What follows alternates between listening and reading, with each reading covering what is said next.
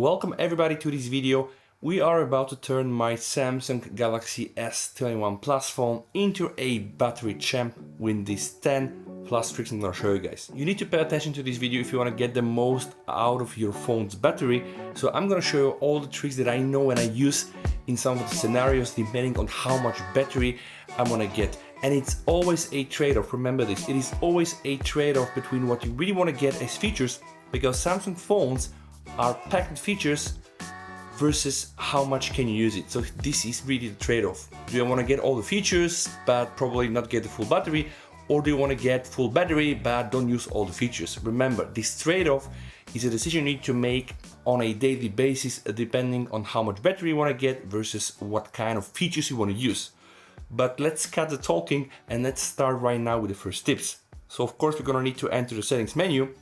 First thing I want to play is the connection settings. Enter the connection settings, click on your Wi-Fi and click on the hamburger menu. Then click advanced and you're going to be seeing something called here Wi-Fi power saving mode. It's not activated by default, but if you activate it, you're going to be reducing the battery usage by analyzing Wi-Fi traffic patterns.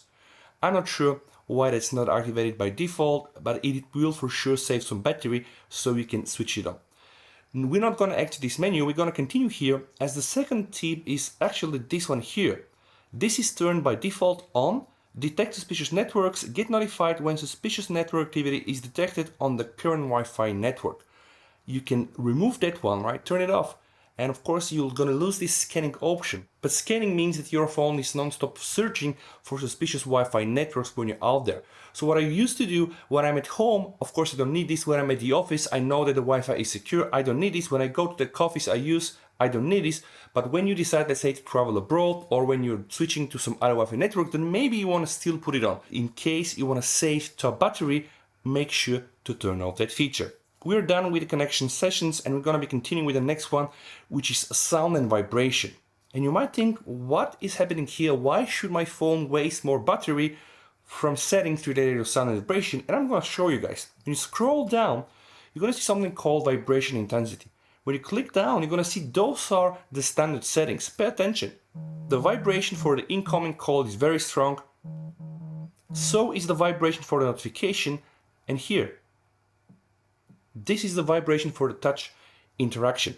And the case is that you don't need this strong vibration, and every time your phone is utilizing the haptic motor to create this strong vibration, of course it consumes battery.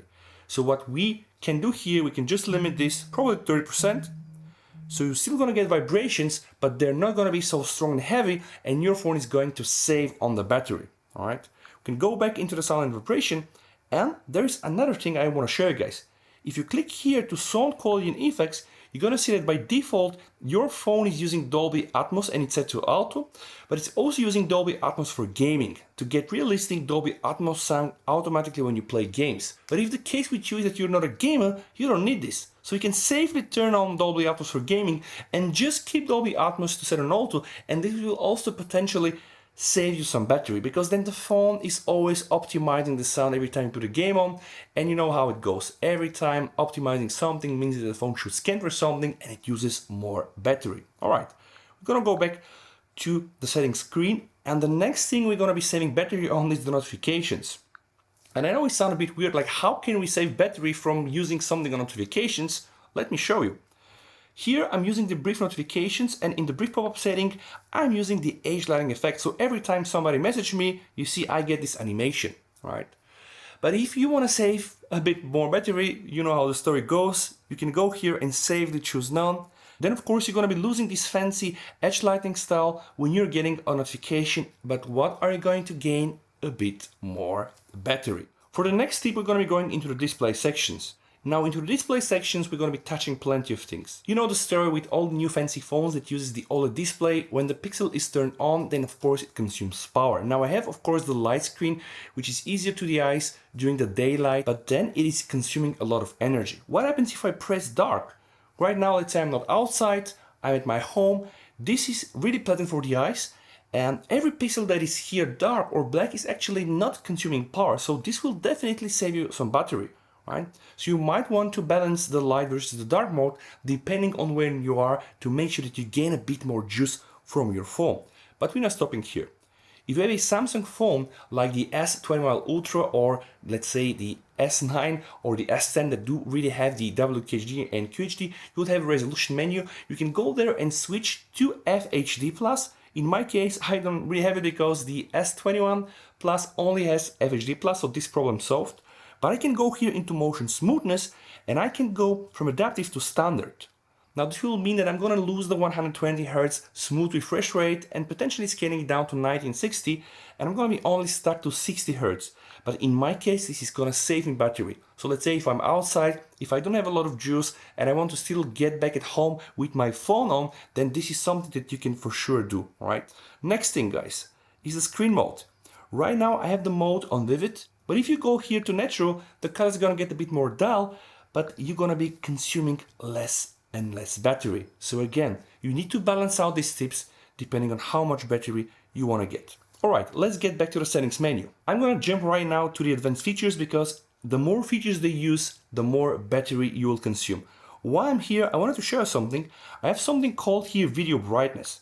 Right? And you can see right now it's turned on, and it means that every time I'm using one of the supported apps like YouTube, like the MX Player, like the Netflix, my phone is going to temporarily increase the screen brightness to make the colors more vibrant and to stand them out a bit. But of course, this means, yeah, you guessed it right, this means more battery. So if I want to save on battery while I'm outside and watching YouTube, I can just go to normal, right?